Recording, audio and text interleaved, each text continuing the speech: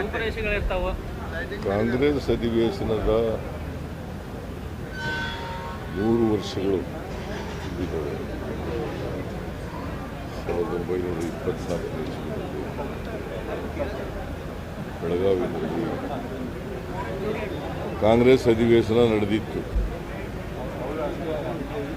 ಈಗ ಅದರ 100 ವರ್ಷಗಳಾಗಿದ್ದಾವೆ. ಶತಮಾನೋತ್ಸವವನ್ನು ಆಚರಣೆ ಮಾಡ್ತಾ ಇದ್ದೀವಿ. 26 ಮತ್ತು 26ನೇ ತಾರೀಕು 3 ಗಂಟೆಗೆ ಎಕ್ಸ್ಟೆಂಡೆಡ್ ವರ್ಕಿಂಗ್ ಕಮಿಟಿ ಮೀಟಿಂಗ್ ಇದೆ.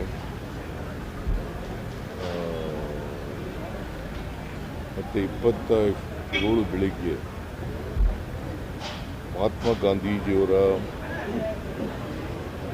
ಪ್ರತಿಮೆ ಅನಾವರಣ ಇದೆ. ಅದು ಗೌರ್ಮೆಂಟ್